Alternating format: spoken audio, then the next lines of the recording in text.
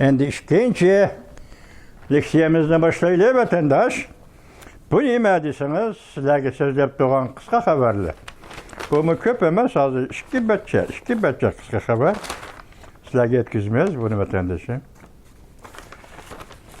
Qisqa xabar.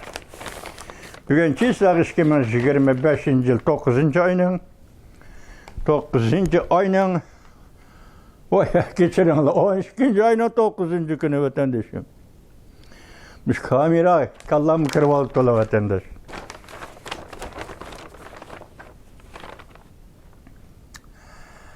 Cumhuriyet Partiyasi ot bilan o'ynashga boshladi. Markaziy televiziya stansiyasi vodorod bombasining vayron qilish xarobasini ko'rsatdi. Tayvan Yaponiya nishonga ilindi.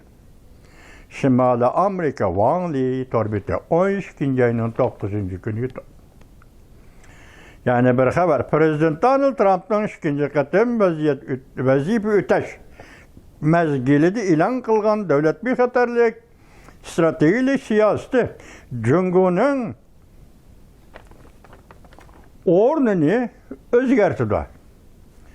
Masalan, Cumhuriyet'ning o'rni deganda xalqaro tutgan o'rnini o'zgartirdi.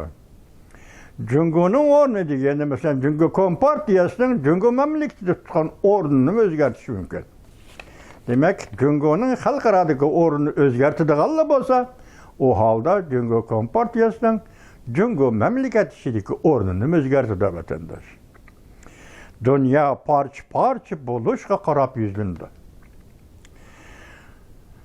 Dunyo parcha bo'lish qarab yuzlandi.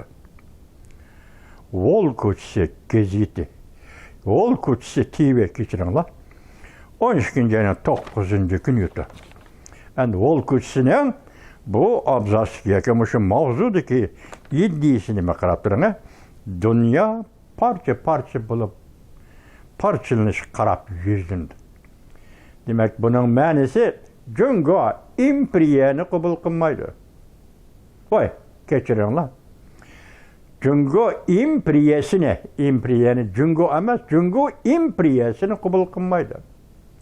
Sovetlar imperiyasini qabul qilmaydi. O'tigida bugungi Rossiya Ukraina masalasida, ya'ni imperializmni yo'lga qo'yadigan bo'lsa, buni qabul qilmaydi.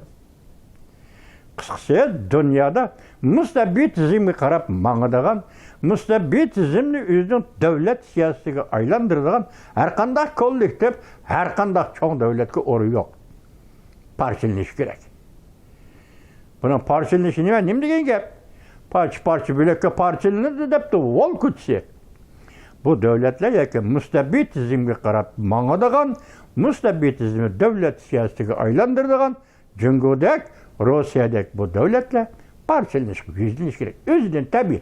Yoki birov men seni parchalayman degan gap yo'q. Parchalanishga yuzlanish kerak. Zamonning taqozosi hozirgi dunyoning realligi shu demakchi emas. Yani bir xabar, Xi Jinping yadroligidagi degan bu so'z tushib qoldi. Markazda Junanxayda siyosatda o'ltirishda qo'pishda va yoki partiya yig'inida hozir Xi Jinping yadroligidagi degan so'z eg'izdan tushib qoldi. Siyosiy byuroda yuz bergan ikki xil g'ayriy ish. Miyavxo g'oldirlik bilan bosh qildi. Miyavxo dengiz armiyasining generali admiral shu kishi hozirgacha tutilgan vaqtdan tortib hozirgacha bosh qilish bilan birga bu kishi hozir g'oldirlik bilan o'zidan boshqa odamlarni bosh qilishga boshladi. Shuning uchun Cumhuriyetda hozir 1300 nafar general xatar ichida qoldi. 1300 nafar general. Çünkü armiyasi etkan zor yok çıkıp vatandaş. Bunu Miyavxo baş qildi. Ularni baş qilishi siyosiy jihatdan nimda baş qildi konkret bir nima yo'qligi xiyonatchi. Xiyonatchi deb baş qildi. Axborot nuqtalari Limuyang. Yana bir xabar, Yevropadan chekinaman. Men endi tinch okeanga hujum qilib kiraman. Ma'rifat, madaniyat bilan tinch Hind okeanga hujum qilib kiraman. dedi Amerika Qo'shma Shtatlar prezidenti Donald Trump. O't kuchi haqiqatdir. Torbiti 12 ayning 9-kuni yutib. Yani bir xabar ekranda xalqaro tartibni qaytadan tashkillash. Amerika nəhayət zo'r strategik o'zgarish hosil qildi. Davlat bexatarligi strategiyasi Amerikaning davlat kuchini yaratish, Yevropaga ogohlantirish berish, ma'rifatdan ko'zdan g'oyib bo'lishi, fangli zamani 12 ayning 9-kuni yutar. Endi Yevropa ogohlantirish berish deganida bo'lib Yevropada hozir ma'rifat yo'qolishga boshildi. Ko'chmanlar Yevropaning turmushini, Yevropaning qiyofatini o'zgartirib o'tdi degan ma'nodagi vatandosh. Hozir bu umumiy ishga aylandi. Yaqinda Yevropa ham Yevropa ittifoqi a'zo davlatlarga huquq berib, nopolsa aholi ko'chmanlarning kelishi ketishida hozir siyosatni qisqartirishni o'tirib qo'ydi vatandoshim. Xuddi Amerikada bo'layotgandek, hozir Yevropa shunaqa bo'ldi. Mushkatim davlat siyosatida Amerika Qo'shma Shtatlari Yevropaga shunday ogohlantirish berib, ma'rifatning yo'qolishi, g'oyib bo'lishi, ya'ni Yevropacha turmush urf-odatining, Yevropacha ma'rifatning, Yevropacha madaniyatning yo'qolishi. Bu to'g'ri gap, vatandosh, bu to'g'ri gap. Yani bir savol qo'yib boqaylik. 22 arab davlati bor vatandosh. Hozir bu chiqayotgan qochdi keldi ketdi deganlarning mutlaq ko'p qismi shu arab dunyosidan kelayotgan ketayotgan odamlar deyli. Neymiş ki arab davlatining bu busiga berib siyosiy panohlik tilamay hammasi g'arb dunyosiga keladi degan bu savolni o'tkir holda o'ttirib qo'ysangiz bo'ladi vatandosh. Biz Uyg'urlarga nisbatan aytganda Amerikadan boshqa yo'l yo'q. Bizni o'tirib ko'rmasingizmi, qaysi bir davlat Tunis yoki Marokash degan qabul qilmaydi. O'tirib ko'rmasingizmi, qabul qilmaydi. Bizning arablarini qabul qilmayotgan arab islom dunyosiga beribsiz.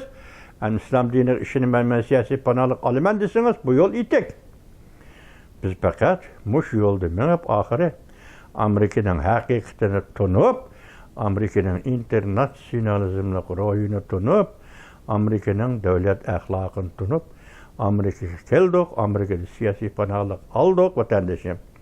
Hozirgacha Xudoga ming shukr.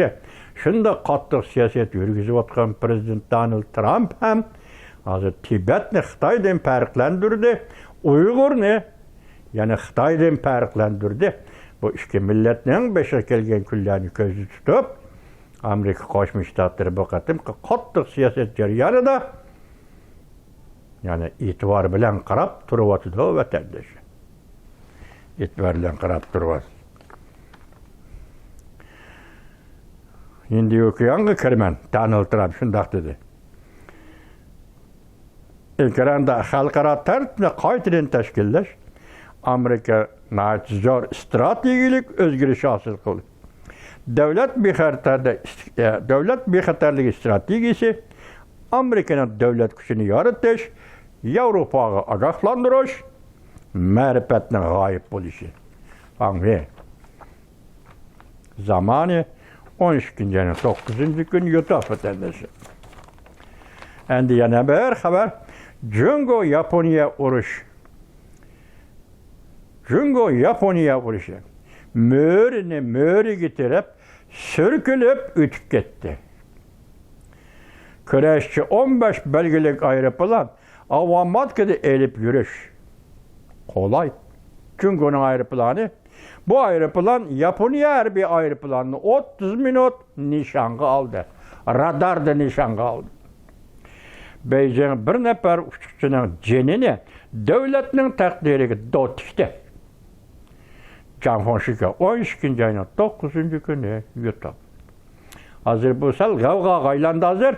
Radarga tushirib, radarda nishonga olgan ekan, bu demak urush degan gap ekan. Qoida bo'yicha vatandosh Yaponiya yani o'zini tutib olganda turibdi, lekin keskin bu to'g'rida gaplar bak keskin. Aşına buluvatı radarga ağa gep Amerikanın, Japoniyanın aeroplanını ötendir. Janfonşiki 12. ayının 9. günü yutar. Yani bir haber Amerika Avrupa ayrılıp gitti.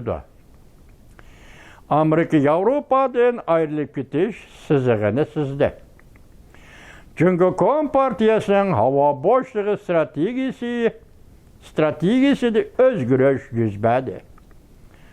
Radar bilen Japonya her bir aeroplanını nişanı aldı çünkü. Hayırlısı her torbite. 13. ayının 9. günü yutap bitendir. Yani bir haber keler ayda. Garp dünyasında terakki tapkan demokratik devletler Tayvan bilen diplomatik münasebet orun tutar. Japonya, Litvan qatarlıq devletler bunun içidir. Laverness Twitter 12. ayının 9. günü yutap bitendir. Yani bir haber Prezident Donald Trump çünkü Kompartiyası'na karşı duruşu tuyuksuz gün tertip gelip geldi. Amerika çünkü elişişten dercisi örlüdü. Bay bay torbiti 12. ayının 9. günü yutaq vatandaş. Yani bir haber ciddi tüzülgen kanunlayı. Xi Jinping'ni nişanı aldı. 7 gün içinde Cumhur Deniz Armiyası'na tamam yoktur. Ümit Sadası 12. ayının 9. günü yutar. Bu sözüne 7 gün içinde Cumhur Deniz Armiyası'na tamam yoktur diyenle Japonya taraf söz degen sözüken bu şekilde bir cümle mavzu kılıp aptı Ümit Sadası. 7 gün içinde Cumhur'un Deniz Armiyası Xitayça etkan Çangda'da haycın Deniz Armiyası'nı bitçit kılıvitimiz, tarım kılıvitimizdir. 13. ayının 9. günü yutup. Yani bir haber. Çünkü Japonya ayrılışka başladı. Cumhuriyet Japonya'ya takabül turuşnayan oğay emaskini itiraf kıldı. Su şavkı 13. ayının 9. günü yutup vatandaş. Xi Jinping Japonya'nı hapı kıldı. Japonya veziri Sani Takaichi çünkü öyle 100 uruş kılışka tayyarlandı. Şimali Amerika Wang Lei 13. ayının 9. günü yutup vatandaş. Bugün iki partilik siyasi öldük, ikisinden mezmuni. Birinci partisi Amerika Qo'shma Shtatlarının yıl ahırı tüzgen 4 partiya kanun ve hüccetlik siyaseti tençökyan, endi tençökyan ve cüngü qartlıgan deyli. Ondan keyin hozir şunun münasebeti kaldı. Andan keyin torbettirdiki qisqa haberler vatandaşlar. Analiz qilishinglarga topshiraman vatandaş. Tahlil qilishinglarga topshiraman.